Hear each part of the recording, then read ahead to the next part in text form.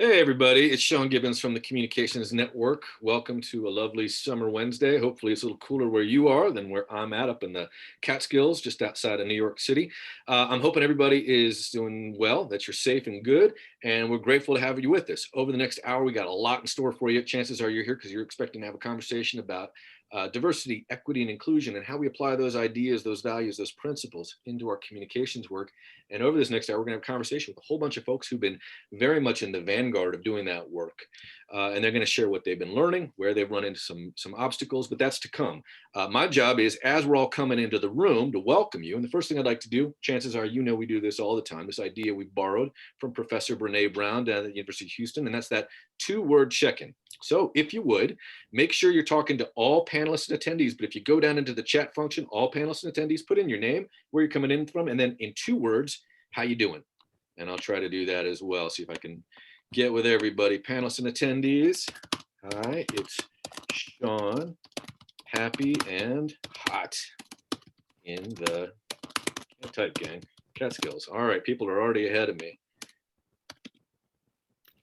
Lots of folks coming in from all over the place. Lovely to see you all. Thank you for being with us. Taylor in Ohio, excited and cold. Boy, I hope that means you're in AC, or maybe you got the windows open. Send it our way.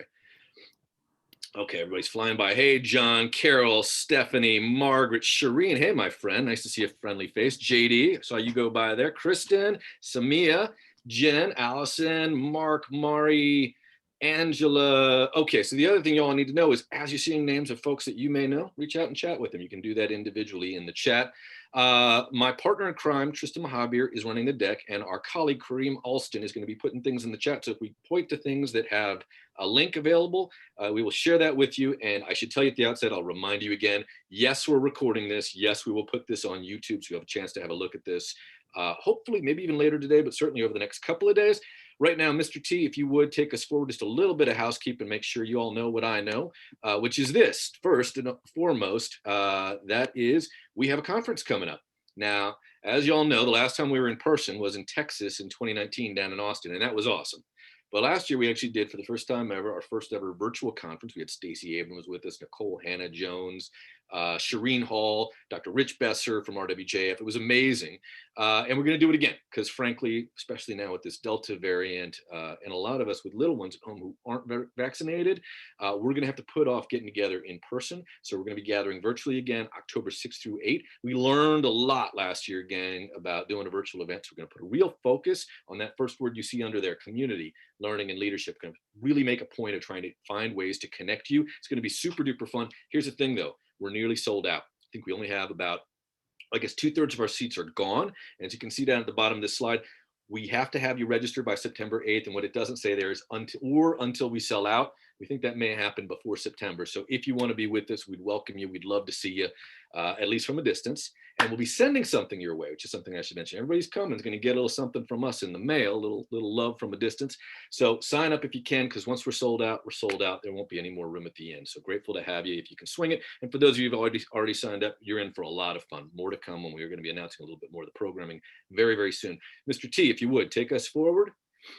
All right, so most of you all know about this, and several of the lovely folks who are joining us today are part of these. These are these local groups that we've been running now for, gosh, going on almost 5 years. They're in 16 different cities, and the premise behind ComNetwork Local is pretty simple. When we're together at ComNet once a year, that's great, but it's not sufficient. We should all be talking to one another regularly, right? So we try to do that by getting you all together and building community in the places where you live and work. Or at least that used to be a thing, right? Where we all lived and worked in the same place. So for now, we've been gathering virtually, and you can connect with other people who maybe share your area code on the cell phone, if not the actual location, or at least for the near term. And so we have an upcoming event. Mr. T, if you would take us forward. This one's a virtual one, and it's kind of one of those cool things we can do because we're virtual, which is we're going to actually combine Los Angeles and San Francisco. And that's coming up on August the 12th, so just a couple weeks from now. And it's just a happy hour. It's a chance to hang out, talk to some friends, catch up with some colleagues. Regan and Julie are helping to lead that, along with all the other folks in LA and San Francisco who are leading our local groups there, and they're just awesome. So we are incredibly grateful to them. Mr. T, and if you want more, if you're not in the LA or Bay Area, that's cool. Take a look at comnetwork.org, click on locals, and you can see all the other cities. It's Austin, Atlanta, Boston, and so forth. Lots of great places. The other thing I need to tell you about is the listserv, and I will stop yakking in a minute, I promise. About 1,000 folks are in here. The premise was we started it during the pandemic because we all had a whole bunch of problems, probably, but also questions. And almost inevitably, someone else had the answer. So we show up on the listserv regularly. You can get it as a digest daily or weekly or whatever it is, but it's got threaded conversations so you can find information and all kinds of great stuff. It's free whether you're a network member or not. Encourage you to check that out and join us there. And then finally, Mr. T, I think we have one more, if I'm not mistaken. That's right. We were not able to get a sign translator for today's event. Welcome to the final week of July, right? But if you have need, there are transcriptions available. So if you go to the bottom of your screen, all the way, at least on my screen, it's bottom right corner there. There's a little box with a CC on it. And below that, it says live transcript. Kick that on and you can actually see a live translation. It's imperfect, but it is close enough. It should be helpful to you. So go ahead and use that. Other thing I need to flag for you is we are going to take questions. As you can probably see, there's about 300 of us here today right now. We will take questions in the Q&A. So Niiobli and I will be monitoring that. So that's that little word bubble you kind of see next to, at least on mine, next to the transcript function. So crack that open. Not only can you ask questions there, but you can also vote for the one. So if you see a question, you're like, that was my question, just go ahead and vote for it. Now, ones that get the most, those are the questions we'll get to first. All right, so with that, wonderful group of folks. I'm going to leave the introductions. You can see them all, their lovely, beautiful faces here. To my colleague, Niiobli Armah, and I hope you all give a lot of love to Niiobli and Samia because they were the folks who helped us put together ComNetworkDEI, which is not only some of the data and research we found to try to explore how folks and foundations and nonprofits are bringing diversity, equity, and inclusion into their daily communications work and operations, but also some tools to help you think about how you might do that. You can use that as an assessment. You can use that almost as a checklist or as a series of suggestions. But right now, we're going to talk to some folks who are maybe a little bit further down the road than the rest of us, Bryan, Aparna, and Sarah, who've just done some really, really beautiful work.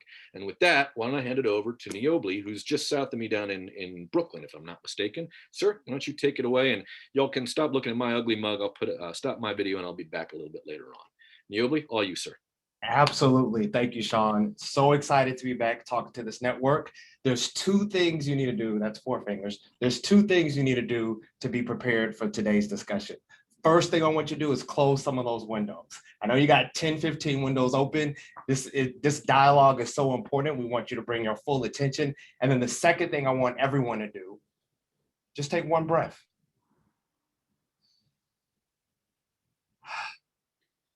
One intentional breath. If that's all we can get a day, I'll take it, given what's happening in the world. So take one breath. So with that being said, I'm Niiobli from We-Collab. Very, very excited about this discussion today. We have a few objectives for today. The number one objective and the most important objective is that we want communication professionals to lean into this work. Don't sit on the sidelines, get a seat at the table in driving work in your organization around racial equity, diversity, and inclusion. Second thing we want to do is have a real candid dialogue with real humans about what it takes to do this work. What are the barriers? What are the challenges? So we hope to spend the next hour exploring some of that. So please be active in the chat. We want your questions. We're not going to talk to you for 60 minutes because no one wants to be talked to anymore in these Zoom environments. We want to talk with you. So with that being said, I have to kick it off, acknowledge my distinguished panelists. I'm going to introduce them, and then we're going to jump right in. So we have Aparna Raj, who's a communications and marketing manager with DC Greens. We have Bryan Simmons, the Vice President of Communications at the Arcus Foundation. And we have Sarah McAfee. She's the former Director of Communications at the Center for Health Progress. So with that being said, panelists, this first question is important because we've spent the last 18 months as individuals, as organizations, responding. The role of communicators has been in response mode. For you all, though, we met with you almost 2 years ago, pre-George Floyd murder, pre-COVID, and you were already engaged in this work. You had already decided this was a priority. And that's going to be important for the context today. So I want to start with Aparna. I would love to know what has changed for you since you started this work? What's changed in your organization? Yeah, so in some ways, not that much has changed because, as you've mentioned, we've been doing this work for a while. For those who don't know the background of DC Greens, the organization started out as a food access organization before being pushed by Black staff at the organization to really recognize the way that systemic racism has shaped poverty and food insecurity that we see in DC. And so in around 2016, the organization really committed to both externally recognizing that we were a food justice organization and working towards racial justice within our food system, and also taking a look internally to figure out what the organization could be doing better around hiring, around pay, around all of those practices. And I joined the organization around 2019. And so when I was hired with an intention of having someone who had an eye towards racial equity, who could speak towards a lot of the way that these structural issues impact the day-to-day of people's lives. And this work is never really over. This work is ongoing, both internally and externally. And so in that sense, it feels like things haven't really changed over the past 18 months. It's just that more people are listening now and more people are receptive now. Especially at the beginning of COVID, when we saw all the ways that our food system was crumbling, in combination with the Black Lives Matter protests in June, people were really, really invested in figuring out what they could do and how they could help, trying to learn more about different issues. And so we got a lot of interest there, and there was a lot of momentum to build up our communications and really do effective storytelling there.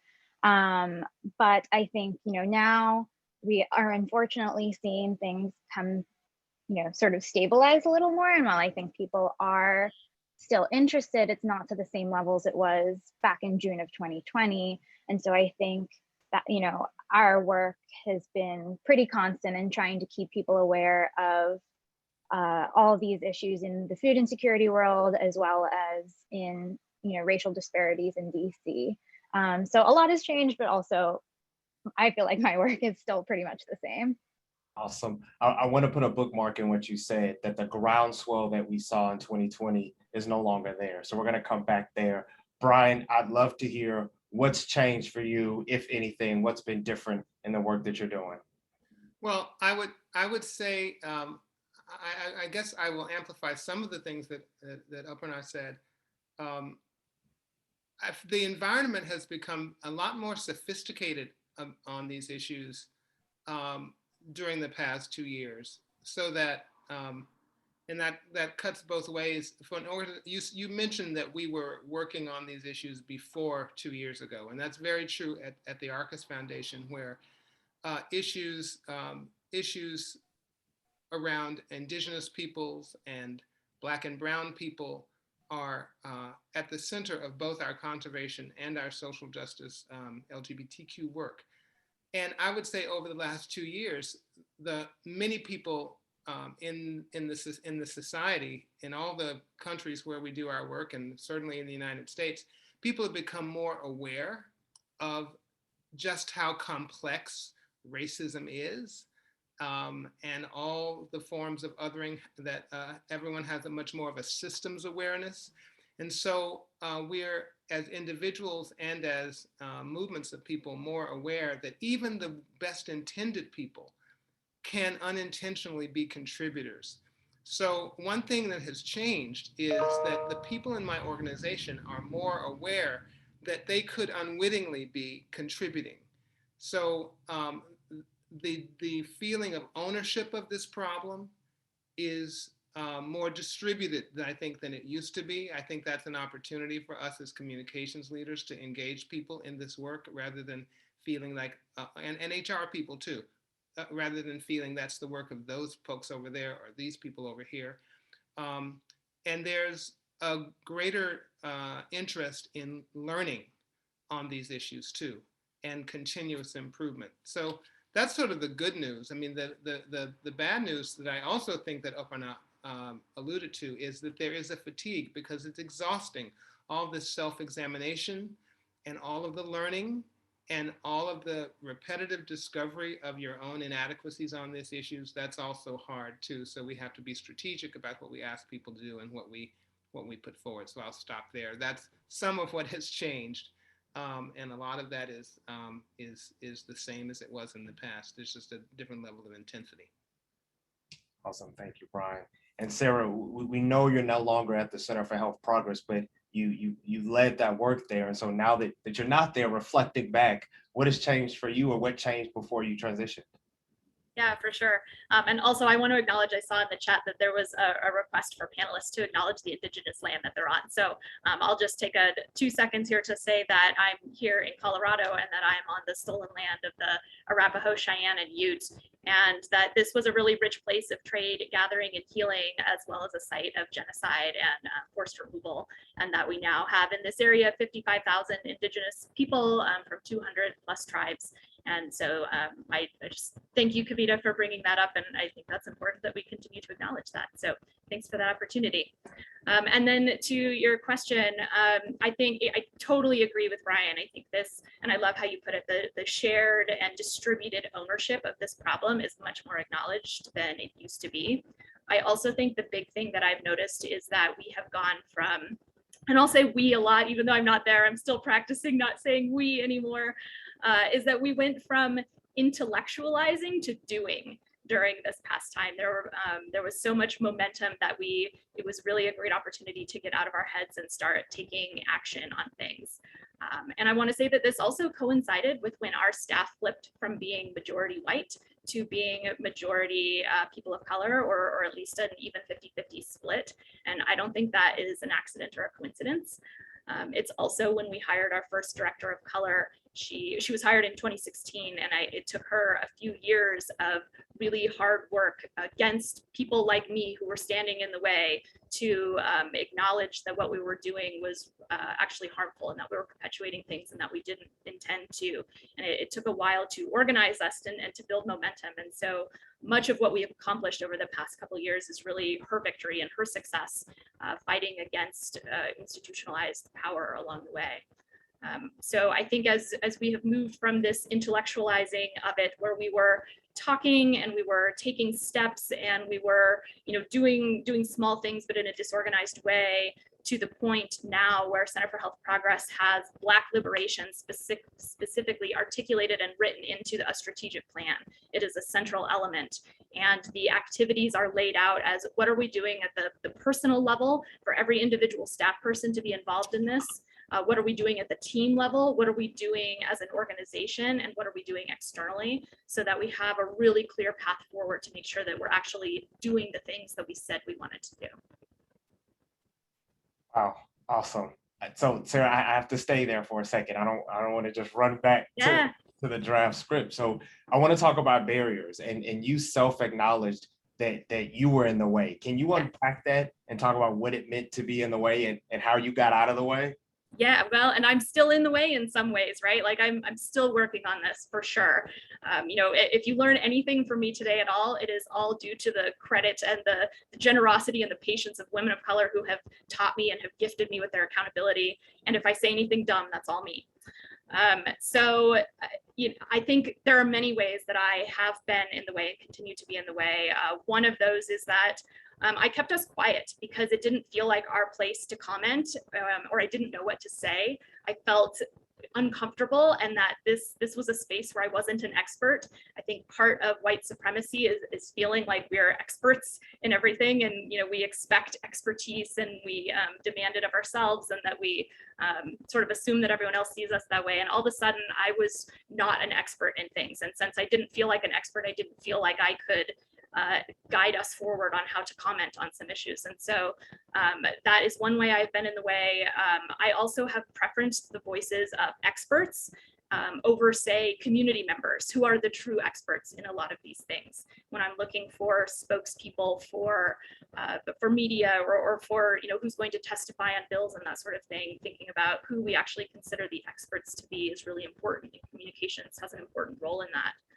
I've also not been nearly honest enough with myself in order to be honest enough publicly with credit. And, I think there's one of the hardest parts for me has been unpacking the word we. There's this real danger of we, where white people are happy to be we when we want to take credit for work that we maybe played a very small role in or no role at all. Like we have been fighting for racial equity for generations. Have we really? who actually has been doing that work. And so being honest about that. And we're really generous with including people in we when we have to take the blame for something and we want everyone to share that blame. Or something like Americans are beginning to recognize that race plays a role in health. Americans aren't recognizing that, white people are recognizing that because people of color have known these things for a really long time. And so unpacking that and understanding how my use of we has been really damaging to colleagues that I love and admire. It wasn't intentional, but it was my own culpability in this. And the result is that I minimized and erased their contributions and my own culpability. You can find an article that I wrote on ComNet, I think it was back in around 2018, 2019, something like that, talking about how our organization has changed. And you will see the word we all over in that article. And that was really harmful. And I got a lot of pushback from my colleagues after it was published, saying how much harm it did to them and how they felt that I packaged everything together and said that we did this when it really wasn't a we. And so, understanding that and acknowledging that has been a big part of my journey over the past few years. Thank you for your candor, Sarah. And I can tell by the questions and stuff in the chat that we have 300 colleagues across the country who are dealing with some barriers. So if I want to bring Bryan and Aparna into the discussion around barriers, both barriers that you felt you were able to move and other barriers that may still be playing out for you, similar to how Sarah uplifted. Aparna, you want to start us off? Yeah. I'm thinking through a little bit right now. I mean, I think that this,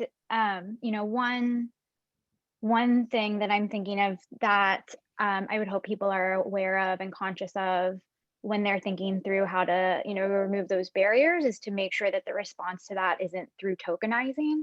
I think that especially with organizations who are new to working within community, who don't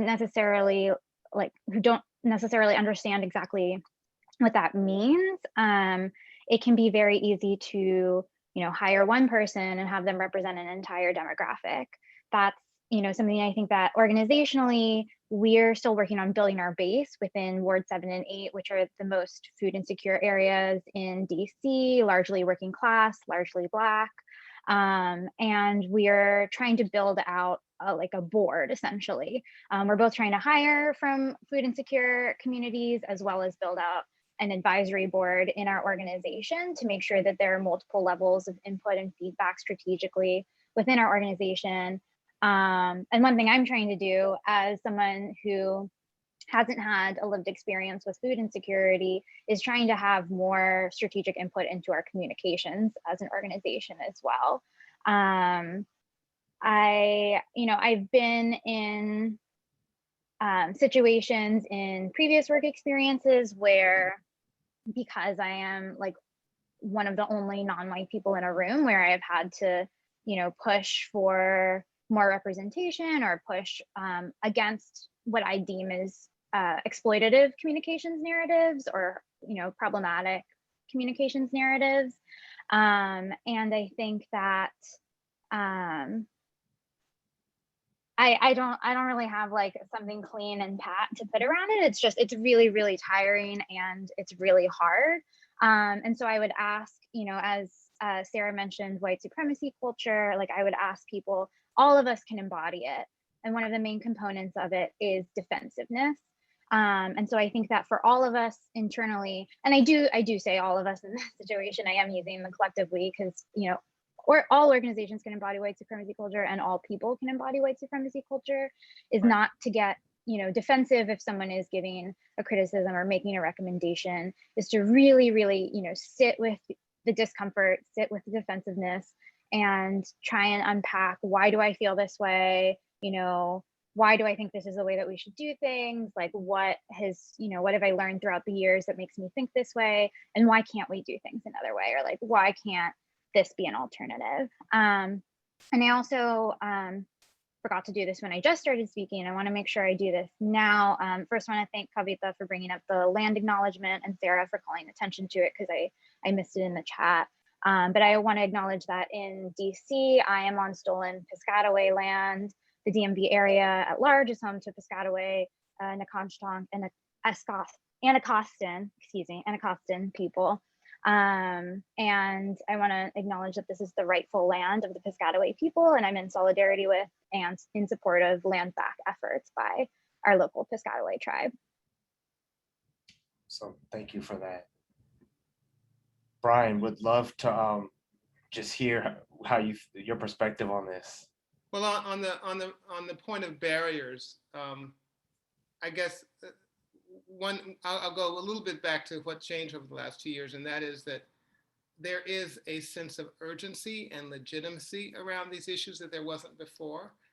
And as I was thinking about in advance about this discussion, I was thinking about what I thought were the key positive levers to take this work forward, and they were in culture, consultation, and collaboration. In that we as communicators, or the diversity, the diversity officer, or the HR leader, none of us can do this thing alone. So the key is getting a whole culture where everyone feels that this is part of their job, that they are communicators, and that they are responsible for advancing diversity, equity, and inclusion, and then having collaboration. I think the barriers are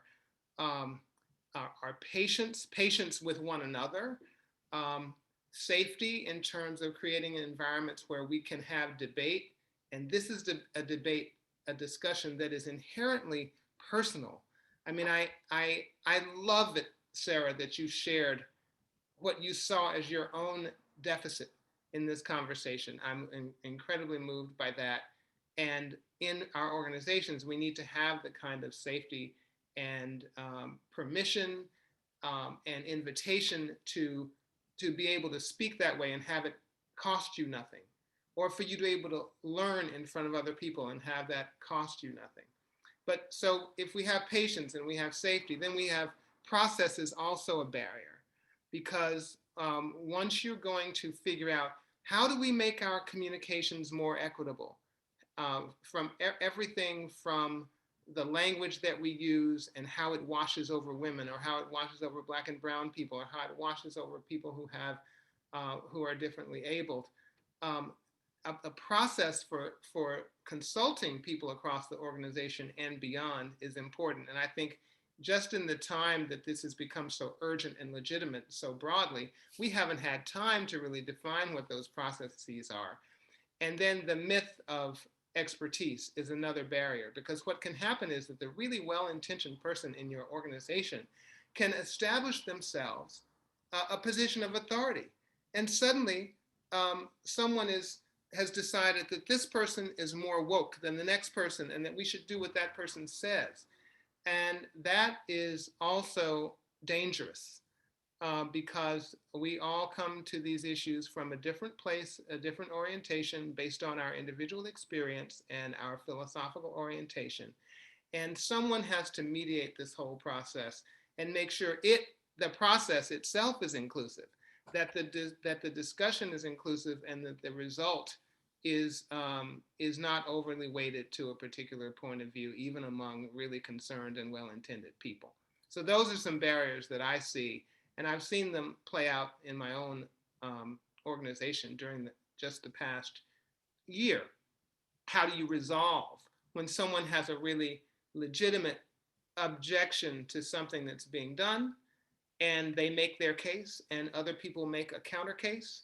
How do you resolve that in a way that doesn't default to the loudest voice, or the voice that has based on some not necessarily universally accepted criteria, established itself as the voice we should listen to? So I guess that's a few barriers to chew on for the moment. And I do want to say, since on the topic of the land that I'm on, I'm not as prepared as I'm really impressed by the knowledge that Aparna and Sarah demonstrated about where they are. I'm in Massachusetts. It's not my native land, even here in the United States, but I do know that I am on land that was initially populated by the Wampanoags, but I don't think that they were the only ones. And I do want to acknowledge that. And I really appreciate the example and the learning right here in motion that you're seeing. So back to you. No, absolutely. And this is actually, I just want to do a sidebar on this. This is how this should play out. We started off this session and didn't do it. Folks called it into action, and now we're doing it. I'm in Brooklyn. I don't know how to pronounce it, which I know the Lanyap people were here, also the NIAX and other groups. And so this is how this should happen in real time. We should be able to give surface. We should be able to acknowledge, repair, and then move forward. And so this is something that we actually think comms people need practice and expertise on doing. So I just want to give space to that this is how this should work. Everyone should be okay bringing their full selves into the conversation, and we as panelists should be okay responding in whatever way that's appropriate and that we can. And so I want to thank you for those in the comments who have done that. Aparna, I have a question specifically for you, and I'm going to tee Sarah and Bryan up to follow you. There's a lot of energy in the chat groups and in the poll questions about asset-based language. But the question for you, Aparna, is that you talked about getting community input involved in the process. And so the question really is articulating, how do you do that without replicating the power dynamics that are already at play? And so if you could address the power dynamics piece, then I'm going to go back to Sarah and Bryan about more context on asset-based language and the role that plays in all of our work. Yeah, I mean, I think the biggest piece is just having honest relationship building at the core of all of your work, and not necessarily just being held by the people who are your community engagement team or the people whose explicit job description is to build relationships in the community, but it should be a part of everybody's role. You know, everyone in the organization should be familiar with the communities that you're working with. It shouldn't just be held similarly to the way that, you know, communications and DEI language should just be held by communications folks. The engagement with community and the relationship building components should be held by everybody. And so, you know, I don't have like, this is exactly what you should do, these are the best practices, but I can talk through sort of what I do at DC Greens. I also am a community organizer outside of DC Greens. So I think like the biggest hurdle that people have when it comes to building up relationships with people is just, you can just do it. You don't need anyone to let you do it. You don't need anyone to tell you to do it. I have a patient participant list or a program participant list. I call people, I talk to them. I talk to them about the program, but I also just talk to them about their lives. And we don't necessarily have the capacity for me to have really in-depth, continuous conversations with every single program participant that we have. But I start out with a few people, really get to know them. And then if I do a participant profile or a spotlight of the program, I ask them to provide me with the photo that they want to use. I write about them as a person, and then the program is just like one component of them as a person. So for example, we have a produce prescription program where people can get, people who are on Medicaid and have diet-related chronic illnesses are eligible to receive prescriptions of produce from their doctor. And so for one of those profiles, one of the participants was vegan, had a cooking channel to help other people learn how to cook vegan meals. And this didn't change when she joined the program. This was something she had started years ago, but the program just supported that for her. And so we talked about how, you know, she has this passion around cooking. She has this passion, how people were coming up to her and asking her to create this channel because they saw her cooking these really in-depth meals. And so that really became the topic of the post. And then the fact that she used some of the produce that she got from our program was just sort of like the final line around that. And so I think it's really about, you know, coming into these conversations, there's definitely information you want to learn about people, but you don't want to have a set idea of this is the way things are going to go. This is what I want to get from you. I think it's trying to remove that power dynamic internally and making sure you're entering the conversation as someone who's trying to learn about this other person. And from there, giving them full agency over everything, you know, full agency over their image, full agency over the text that you're creating, making sure that you're not, you know, if we were to ever use someone's photo around a policy campaign or a fundraising push, that would be a separate thing I would want to talk to them about, because those are also dicier. People may not necessarily want their face on a particular policy or want their face to be used to help fundraise for the organization. And so I think, you know, the fundraising communications is a particularly dicey area that I could talk for hours about. But I also just wanted to provide sort of that example around you want to really build relationships with people and get to know them, and not necessarily just have it be, you know, this divide between the communications team and the participant. And then you also want to give them full agency over everything. Awesome.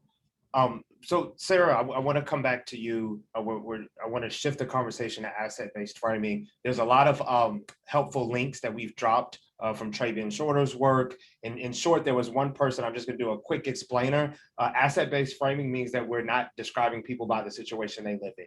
And so if you think about the history of talking about low-income communities and marginalized, and all those are deficit-based, we should be talking about communities that acknowledge that they're not to blame for the situation that the policies and systems or structures of which they live in.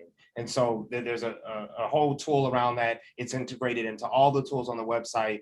Everyone cites a lot of Travian's work, but I want to turn it over to Sarah to help talk about your perspective on asset-based language and how you brought that into the work that you did at your organization. Yeah, thanks. You know, I've done a lot of thinking about language as I've been in this role and throughout my career. And, you know, language can really be a tool of liberation or oppression, depending on how you wield it.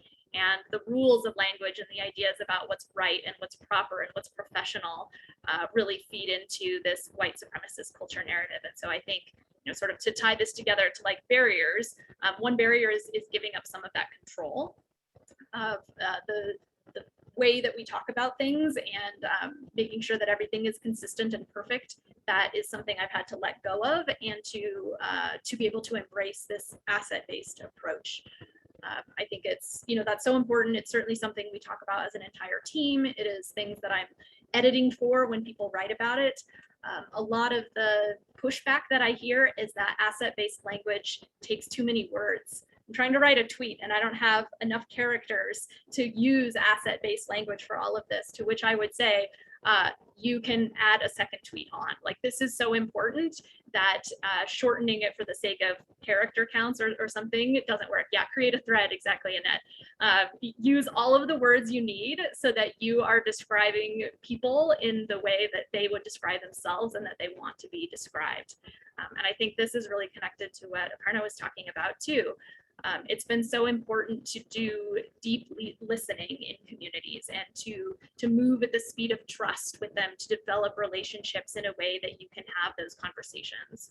I think some ways that you can show up with community to engage them in ways that are really healthy are to make sure you're doing things like providing economic harm offsets. If you're asking them to come to a meeting to give advice and feedback, then you better be paying for their childcare, time off from work, transportation, you know, other things that are going to hurt them to come give that to you. That's a gift of their feedback, and they should be compensated for that.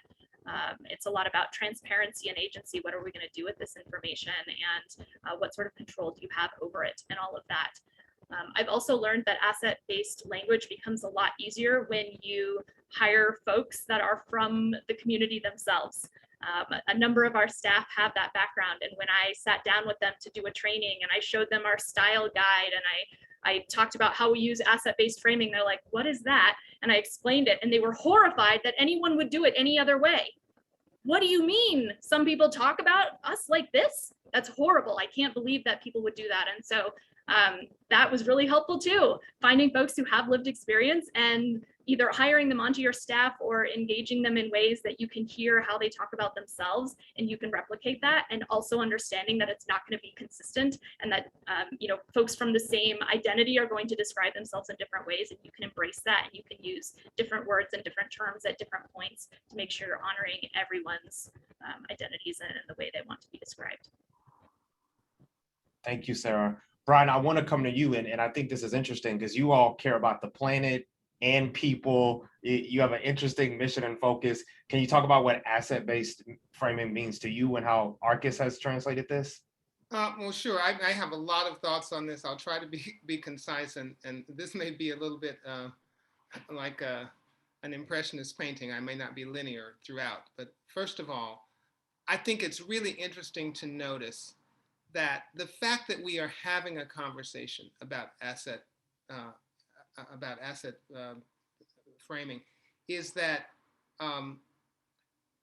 that presupposes that we are not in the same place as those who are the protagonists in our narratives, that we're separate from them. And so I think we all should acknowledge that and just think about that, because is that really what's happening? Are they not in our midst? And therefore, we need to have this discussion. The other is that I'll just talk a bit about our experience. We have, over the past few years, we've been creating a lot of video assets where the communities that we serve need to be a part of that. I mean, it is a tough challenge because you don't want to do deficit framing, because but the deficit is part of the case that we're making. The deficit is the problem that we're trying to present. But what we often do, I think, as communicators, is we think of ourselves, many of us come from a journalism background, so we think of ourselves in a publishing in a publishing role as opposed to a presenter role. And the publisher, just like Sarah was just saying, has all these ideas about what's right and what's perfect and what is the proper way to present information. And we have to be more flexible, and we have to make these people into our collaborators, and yes, pay them for their time. We're engaged in a project right now where we're for the first time, we're going to do an annual report that's pretty much completely in video form. And we're not acting as a publisher, but we're acting as a presenter, as a facilitator of the communities that we're trying to serve, to tell the story, not about their victimhood, but to tell the story of what's going on the ground that's very far away from the stakeholder audience and the potential donors that we're trying to expose for them. In our LGBTQ work and in our conservation work, both, we do have people and individuals. There are human communities that live in the landscapes where the great apes occur. Livelihood strategies for those people are very much part of the conservation work that we're trying to do. To save the forests and the rivers and the habitats of endangered species, you have to attend to the economic needs of the human beings who share those landscapes with them. And we end up in some narratives that concern those people. So we have a number of opportunities to get this wrong, to talk about how hungry those people would be if they didn't have bushmeat, or to be making decisions for them about what is best for them, that they should be pursuing tourism. A key part of this is to turn those, to invite those parties to be collaborators in all of the communications that we do, so that their hand is on it, their voice is in it, and they get to determine. Sometimes they do want to talk about the bad things that are happening to them in a system. And so we can take it too far also and not tell the story of the of the burning platform we're trying to fix. But we have to make them be our partners in defining how the story is told. Um, so there's a way of approaching this that just perpetuates our default of us deciding what is when we're doing asset based framing and when we are doing deficit based framing. So um, some cautions there, but it doesn't play out really in any materially different ways for us. But it is a big issue, and we're very focused on it and doing some of the things that Sarah outlined in terms of compensating people for their time and inviting them into the process. And that's what we should all be trying to do when we can. Thank you, Bryan. So, of course, I'm mindful of time. So there's a lot of questions in this Q&A, and we're not going to get to them all. So give us a little bit of grace. But I'm going to try to summarize some of the questions into one question for the panelists, and then I'm going to invite, Sean to jump back in and help with some of the other questions. So often there are questions that have popped up that start off with, I'm a brown person in an all-white department, ... and I'm being challenged, and there's pushback, and there's undermining. That's one type of question. Then there's another question that says, how can a white-led funding organization provide space for people of color-led grantees without appearing to be the great gatekeeper? So I want to put a pause on us talking about tactics, because quite honestly, there are a number of tactics on many different websites, and there's many how-tos. I really want you all to focus on appealing to the humanity of people. When we're in these situations where there's dominant culture and people of color, good intentions on both sides, trying to do this work, what are the ingredients to help people get it right? How do we help and support people of color who have been carrying this work on their back? How do we move some folks in dominant culture forward? How do we shift the dynamics? I would really love if you all could talk about, like, what do you have to hold when you decide to do this work? What do you have to hold from a human perspective to keep it moving forward? Because from these questions, I see that people are struggling from many, many different angles, and whatever voiceovers you all could have on that, I think would be helpful for folks to hear today. Well, I'm going to jump in and say, I think some of us at times, we would like to live in a world where we never have to do a little bit more work than anyone else. But I don't think I'm going to see that time in my lifetime. And I think we have to take some risks. We didn't get to where we are right now, which is as awful as things are. And I bristle when people say, aren't things a lot better than they used to be? Because they are so far away from where they need to be.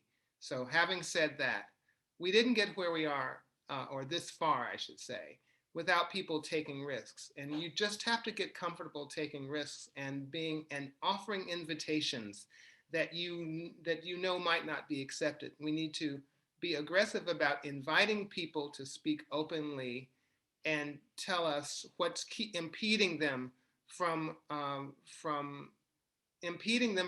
committing more deeply to these issues when we're trying to get them to hear us.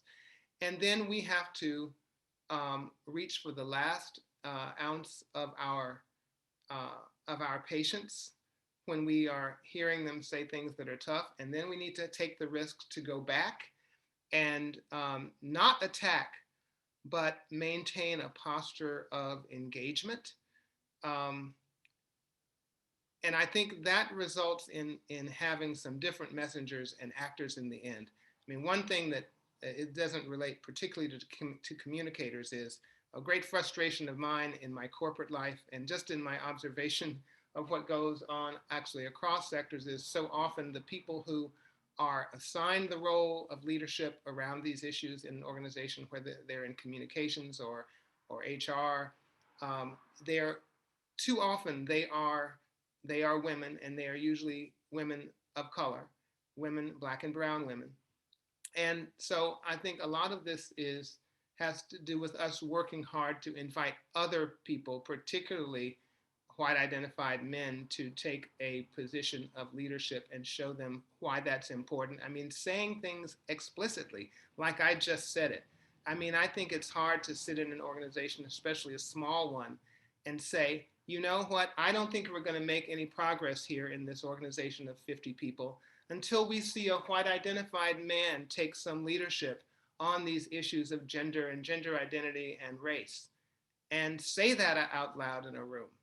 And say it in a way that maybe not quite like I just said it, but say it in a way that invites people to speak about it and feel that it's safe to have a discussion that's longer than a minute about it. It's just little incremental steps like that that I think will pull people away from the wallflowers, away from the wall, and get them to wade in and make contributions they never really saw themselves making before, and that are very important from a symbolic point of view and a motivational point of view for them to do to get others to follow suit.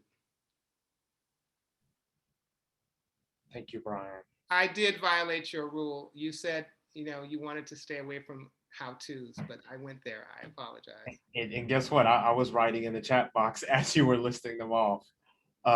Sarah McAfee, love to hear your thoughts here.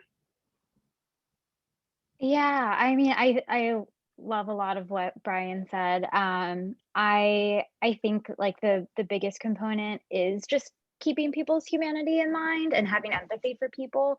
I know I have learned a lot over the past few years.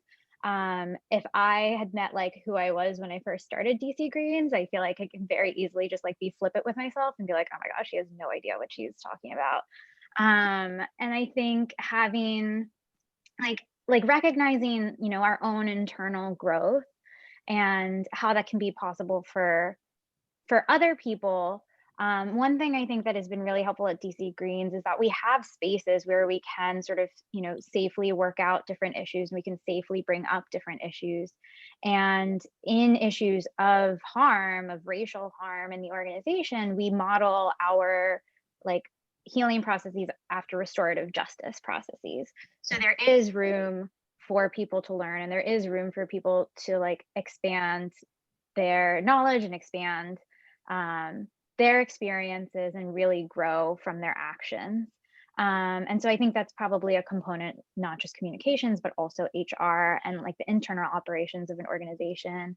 And I think another thing that I think is really strong is, you know, just collective sort of power within an organization. So I think, you know, being able to lean on your connections with your coworkers and, you know, maybe if you're facing a barrier with someone who is your boss or someone who is higher up at the organization, being able to lean on your team or your coworkers and talk to them, being able to just have a community within your organization, and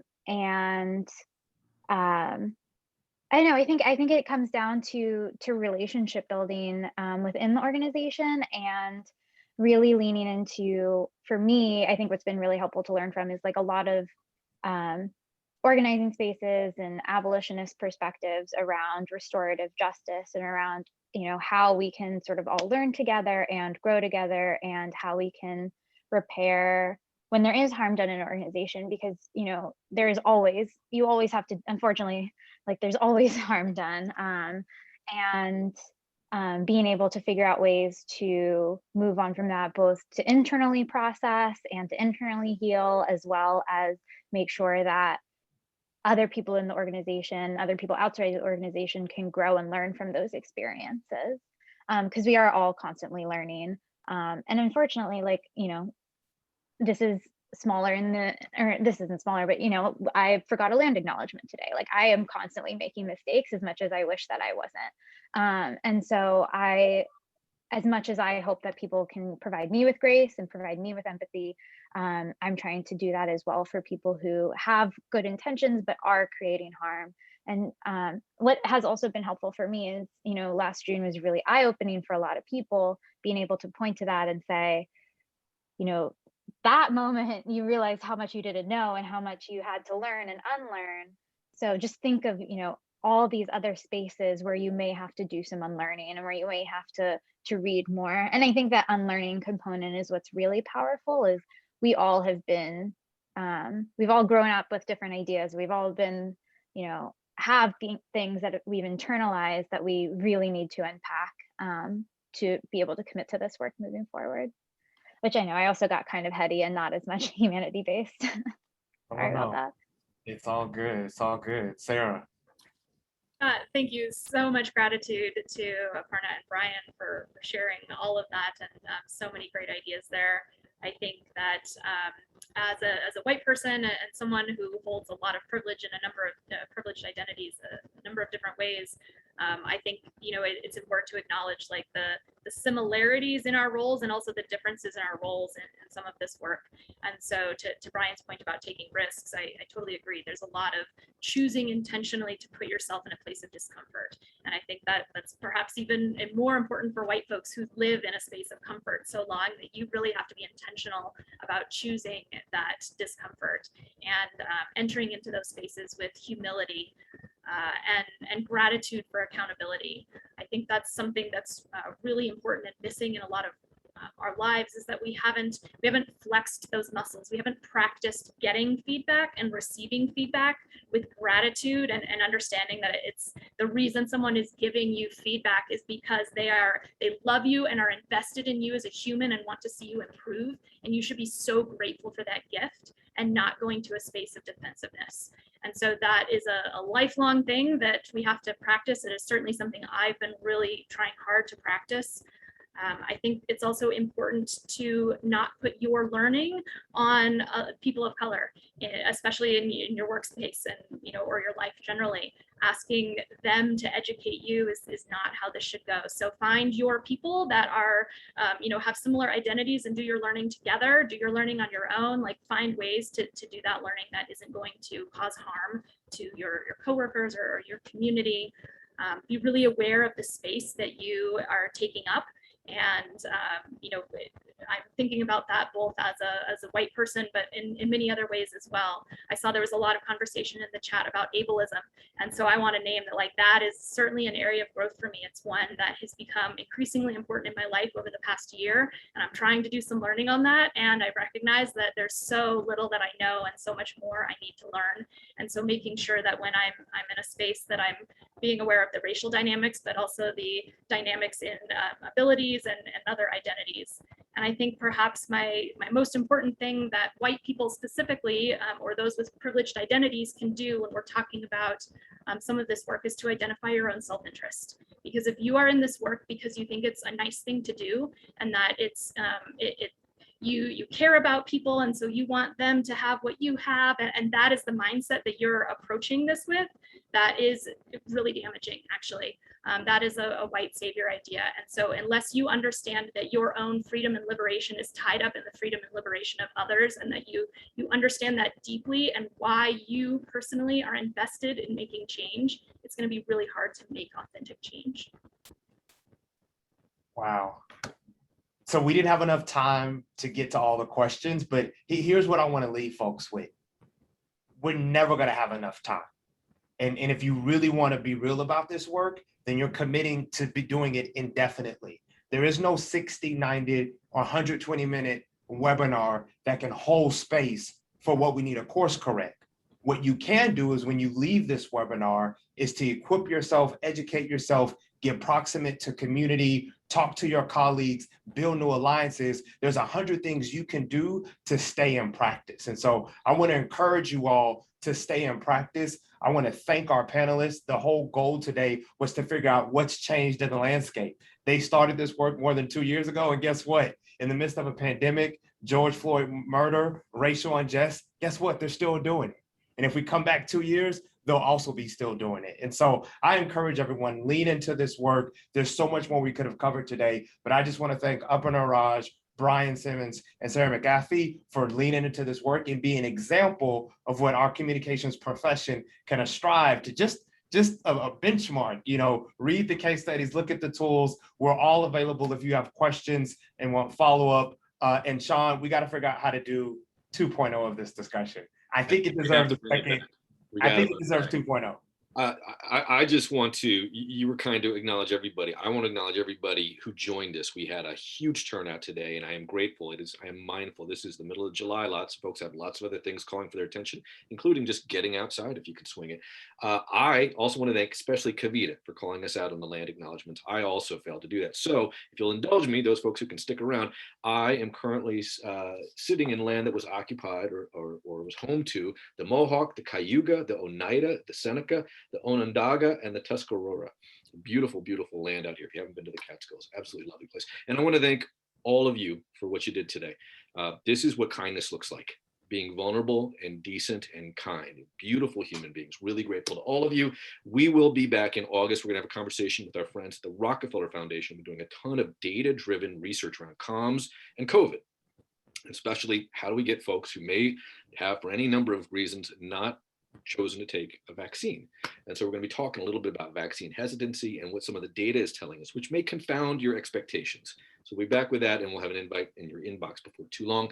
But again, to all of my friends around the country and those of you tuning in from even elsewhere, because I know we have some folks from outside the domestic United States, thank you so much. We'll be back. Grateful to you. And for those who want a copy of this, yes, we will put this on YouTube very, very soon. You can look for links on Twitter, LinkedIn, all the socials, and we'll of course put it on ComNetwork.org as well. And Niiobli, Samia, deeply grateful to you for the partnership.